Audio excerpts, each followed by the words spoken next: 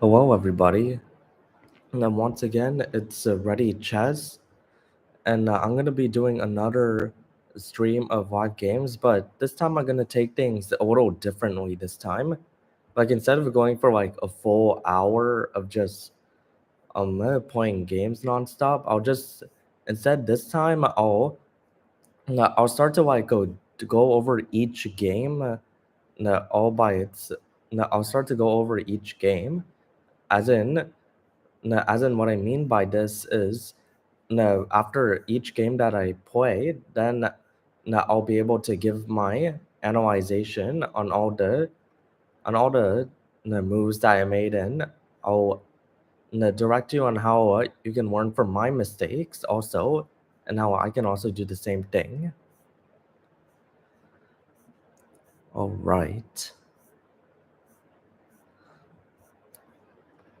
Yeah, earlier it was just no, live like streaming just only for 1 hour straight, but now I just want to no, I just want to do it no, simple and take things one step at a time. So let me start with my first game. Now I know it says how to beat a 2000, but we could say this is close enough. It's only 1991. So over here, he's playing a rare opening over here. It's called the Danish Gambit. It's usually when you play the F5, trying to like go aggressive to attack the center. But usually people respond by playing D3 just to play it safe. But the entire purpose of that move was to not allow two of white's pawns to stay on the center over here.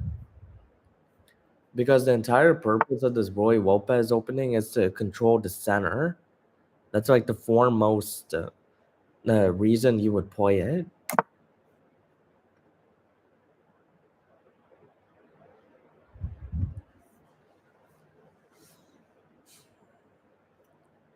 And for all these videos, I'm gonna shorten it a little because I know no one really is gonna sit through an hour. So I feel it's best to break it up into short clips so that's more fun that you can keep track. And I'll also create a playlist later for these videos. Just get it out of the way.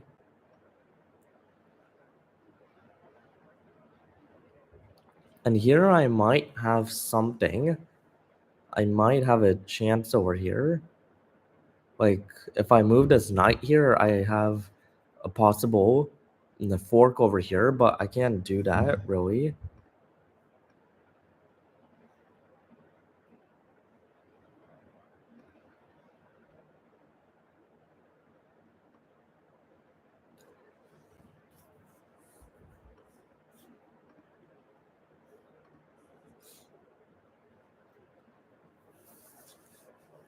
All right, so I know what I want to get rid of this. I want to get rid of that pesky bishop. So now I'll first now block this pin. Now probably hop in the knight to this square and force an exchange of some sort.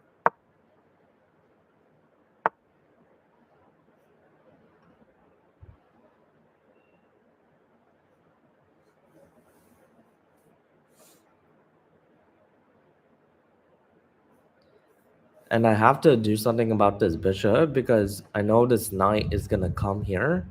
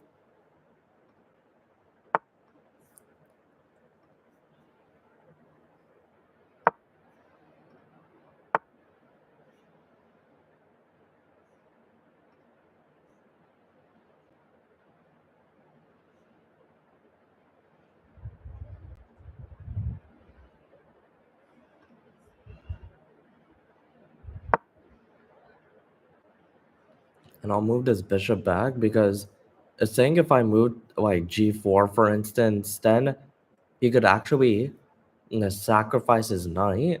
And if the pawn takes, for instance, then the bishop would take.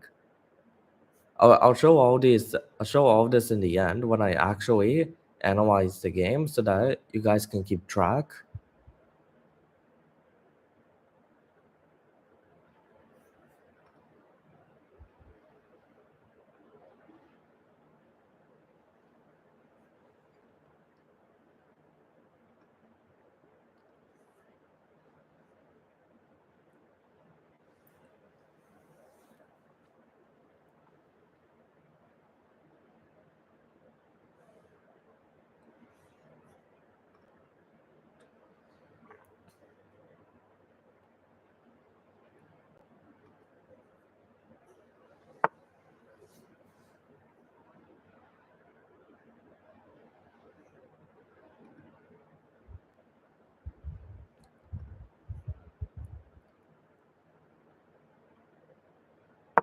All right, so now I have to go back to defend this, I guess.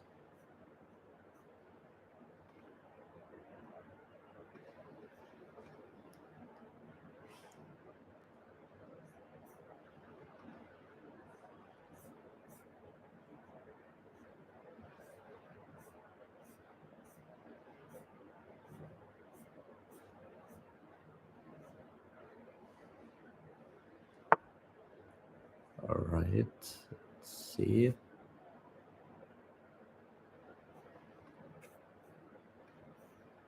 Okay, he's going back again. Yeah, I'm in a very tight position here. I mean, I could force it. I could just go for a draw over here.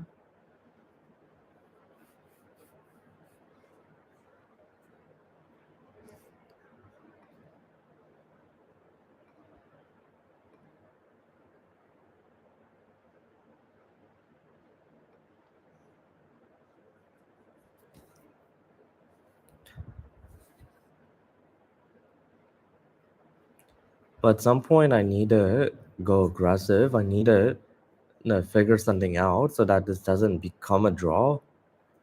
Because the goal is to win, but if you're in a position where you're down, then I would suggest going for a draw.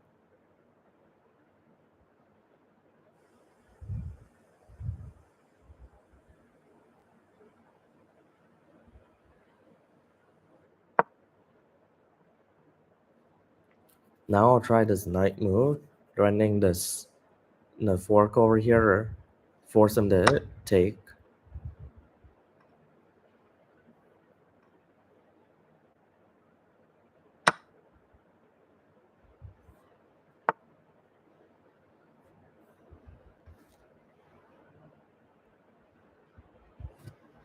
So he moved the knight there, threatening a fork over here.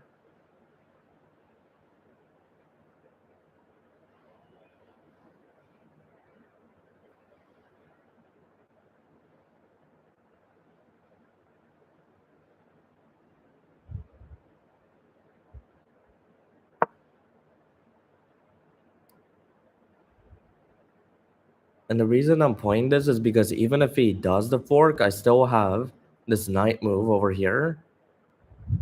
This knight fork over here on knight f7. And he's forced to take it because if he moves the king, then I have a checkmate in 3 moves. All right, so he noticed it and defended it, so I have to do the same thing.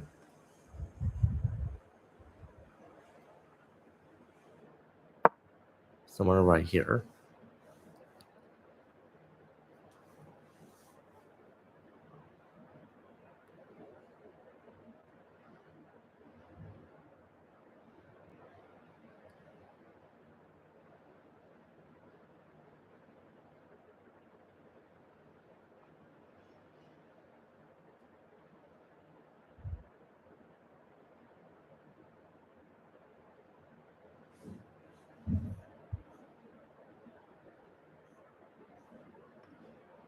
Now I feel like my situation here is compromised because my knight over here doesn't have enough really options to move, and he played the best move, which is knight, which is h6. So now the only square is knight f3, and now the knight can just take it, and now I have double pawns, and so now my king side is completely destroyed right now.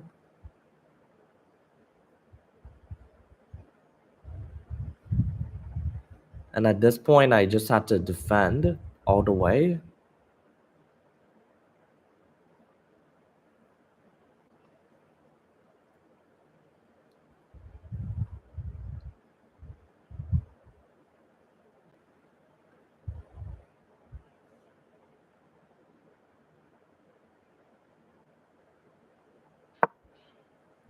I'm gonna try to get rid of this bishop over here. Just just get rid of it, force an exchange, and then bring all my defenders here.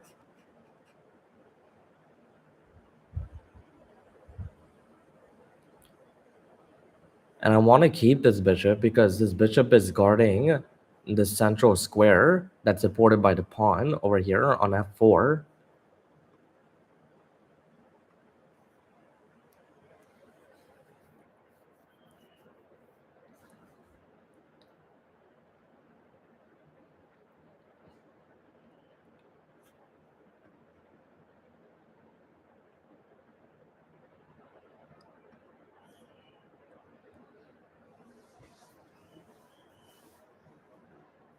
We're approaching 4 minutes now, so it's gonna get tight.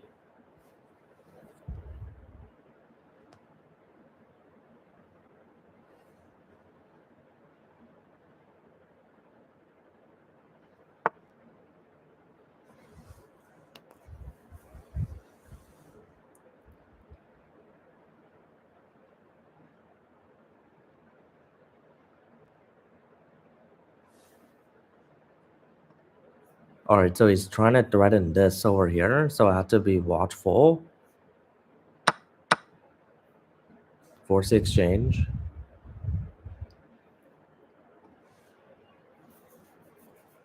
And now I have to just cling on to this. I have to cling on to this pawn right here.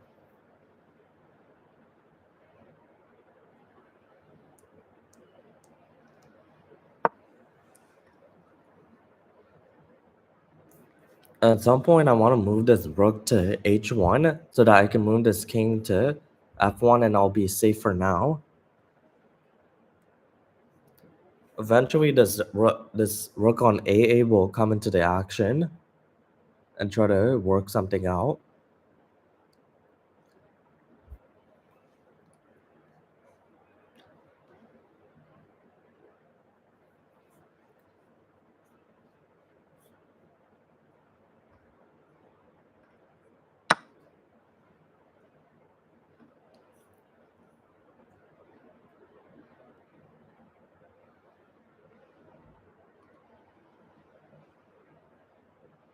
And yeah, this is a good move over here.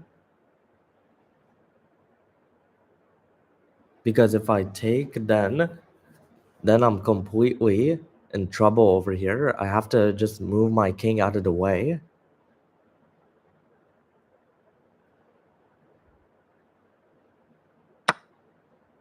And I'm kind of forced to take it.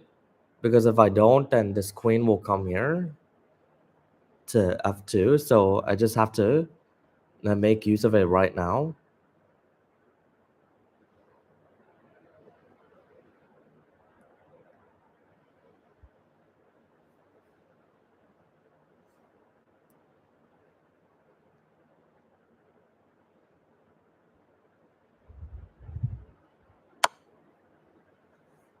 Now the question is, where do I move my king? I don't want to move it to likely this side. So I'll have to move it somewhere to the left.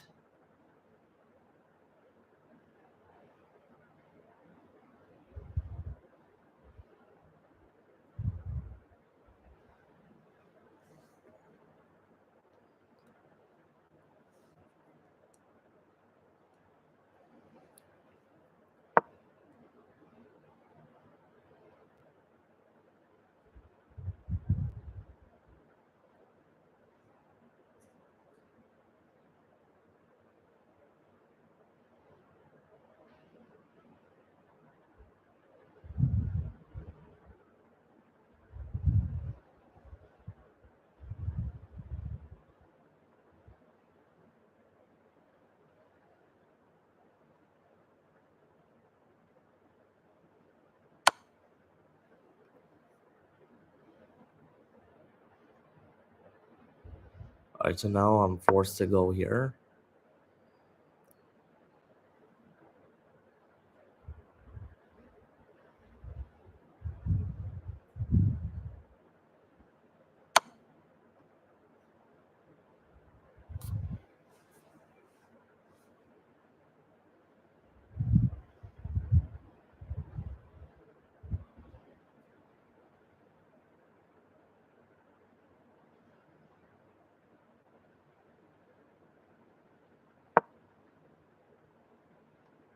Now he'll swing in the knight over here to like move my king away, and then this bishop will be lost.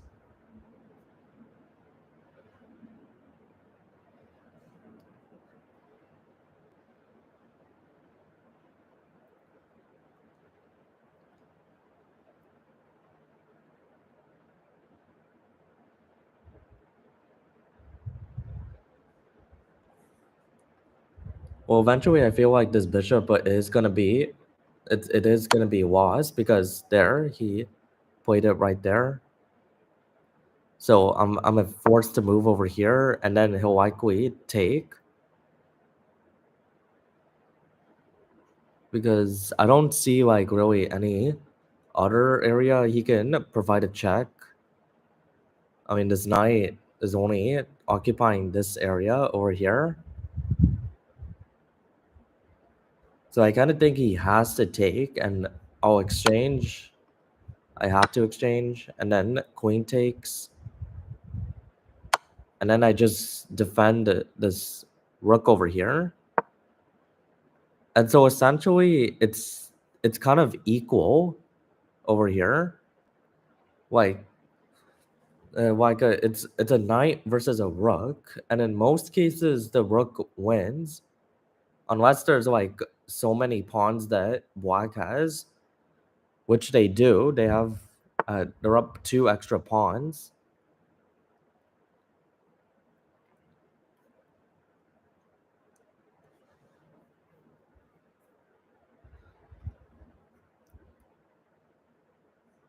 All right, so now I have to be watchful here. This knight is threatening to like move somewhere around here to give a check. So I had to do my best over here to just to force an exchange right here of some sort.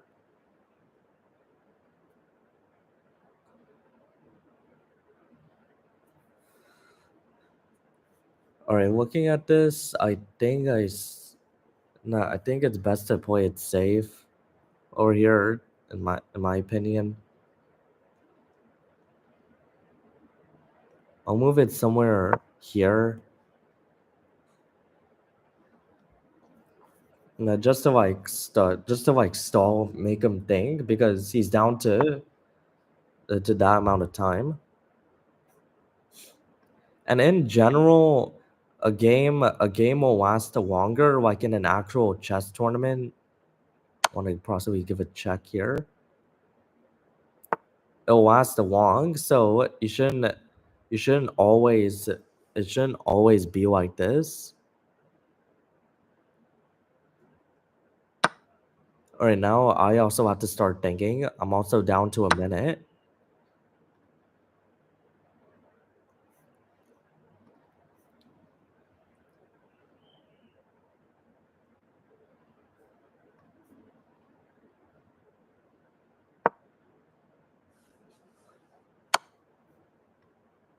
It's an exchange. Takes.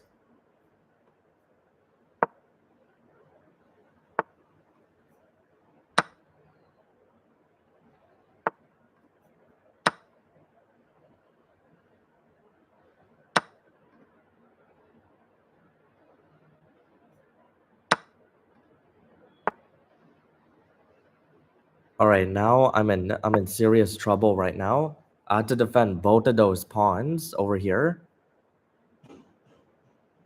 And so I got to come up with something quick.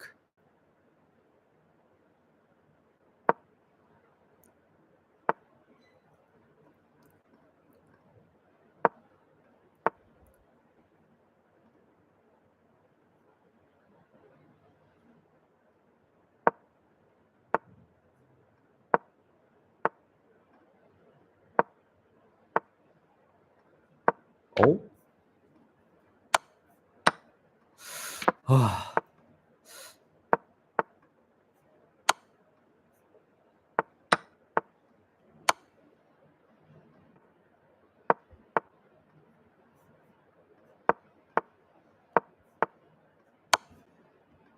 It's okay. I don't worry about that.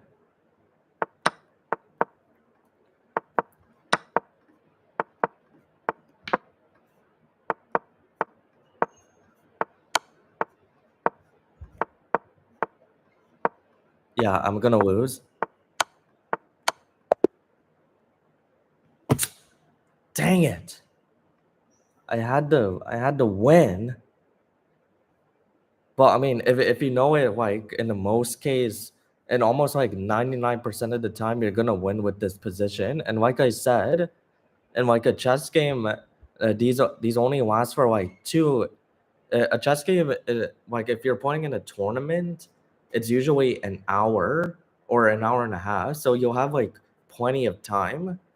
But over here, we're down to 10 minutes, so it's really hard to do that. But apart from that, we'll just go through the game, one step by step, and see what we learned along the way. I'll go back to the critical moments that I noted over here. So these were all developing. All these were just to start developing. The the critical moment over here, I would say, was this move, right here. After this knight takes, right over here, this knight over here is trying to force the white's queen to move so that it removes a defender. It just takes the c2 pawn and it tries to attack, create a fork over here, but there's something called a counter attack, where I try to force another attack that black also has to consider, which is this knight fork over here to support, support it with the queen. And let's say if black does take, and then I move my knight over here, and white and black cannot move this king over here because that will be a blunder.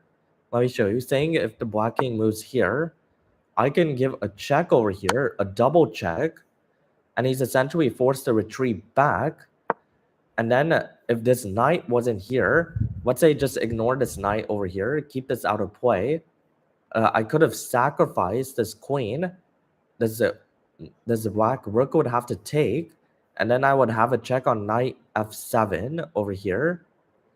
But over here, now going back to reality, there is a knight here, so I'm not able to do this check. But once again, I'm threatening this separate fork with this with this knight over here, attacking this queen over here. So black is essentially forced to take it over here. And so with that, now let's go back to the actual game. And so black notices this and moves to queen e7, and then I defend this pawn over here. And this is where this knight move was a little too risky to start with, because look at this pawn move and this knight squares. There's no open squares for this knight to move. So essentially, the only square I had to move is to f3, and I'm risking a double pawn over here. Takes. And then we have knight h5. We can see that the attacking position is starting to happen. And I want to get rid of this bishop over here because at some point I want to move this king out of harm's way over here when the queen comes on the king side. So I want to remove as much attackers as possible to preserve my position. So I'm threatening to remove this queen while also trying to attack this bishop. So the queen moves, takes, exchange. And then I move to king g2, just trying to hold on to this. And here I would say this was kind of just an it's not a blunder per se, it's an inaccuracy. Because he doesn't see the following sequence. Like if I take and he gives a check, then I can see that I have like a whole runaway over here for this king to escape. And I don't want to go to this side over here because that would be a mistake. Saying if I move here, black can take, and if the king moves here, I have a queen check, and this is mate. Or if the king moves here, I have this thing and this check. No, so I cannot move there at all. I cannot move to the right side at all. So I had to move to king e3. And then the queen takes, and then I move once again. And then we have our rook check over here. And so now either piece works to defend with, but I chose the bishop just to like and move this queen over here. And so now I can see that I'm gonna lose this bishop over here because black has a good check over here. Forcing the defender out of the way is a common tactic people use. And so when you're doing this, you're essentially he's essentially forcing my king to go to the only square and leaving me with only one defender for this bishop. And so with that, the knights took, I exchange, and then I just slide my king to the corner, a protected corner over here, to protect this rook over here. And so essentially it's equal despite me being up by a rook versus a knight because black has actually more pawns than me. And in the endgame, this rook might be stuck just defending this, and this knight can easily maneuver each side of the board and distract my knight. So let's see how the rest of this game played out. And let me see where the critical moment was. I would say it was here. This was a huge blunder over here, trying to trade queens over here, because if I take, now I have a double pawn structure I can go after, and saying if this knight tries to defend or attack this pawn, I can defend this. And also over here was another blunder, compromising these central pawns over here, which I can easily take with the rook and still have time to defend this, leaving me with these two pawns to go up to promote. So essentially, I'm trying to push these pawns while also bringing my rook down over here. And over here, it's almost inevitable to stop over here, as I'm clearly up in material. The black is trying to push a pawn, but I still have this rook over here that I'll eventually sacrifice once I promote. And yeah, over here, this was essentially a win. I didn't care about that queen because I could promote. And yeah, essentially, I was supposed to win this right here. But some people get lucky because there's time. But whatever, these things happen in chess.com. You can't really control it. Well, that was a game that was to show you, although that wasn't to show you how to beat the 2000 that I actually did. I can give you the tips based on this game to show you how to actually be a 2000 player. Oh, I had a friend request over there. I'll come to that later. But the point is over here, looking at this, one of the first topics to look at is risky position, or not risky position. It's essentially like risk taking, which is, let me go back to the knight move over here, which was essentially trying to force a check out of this, but then leaving this knight unable to move anywhere except its original position over here, which resulted in the double pawn structure. And then another one was to not trade down when you're down in like a rook versus knight endgame, because black actually had a chance. He has two more pawns than me, and he could take this other pawn and he'd have like the 3 pawns more, which is enough to compensate and then you could possibly trade down this queen over here, and then this rook would be stuck. Oh, and then this rook would be stuck defending 3 pawns, and then this knight can easily move around this chessboard. So that's something to keep in mind. But until then, drop a like and subscribe to the channel. And every day, I'm currently in India right now, so it's now 9:43 a.m. But somewhere around somewhere around the afternoon or the mornings, I'll be posting more games that I play, and I'll be continuing to guide people based on what they learned from my game and how I can learn from my game, because at the end of the day, we're all a chess community. We're all trying to improve. Well, that concludes the stream. Thank you for watching. Subscribe to the channel on the bottom right corner, and yeah, I'll see you soon.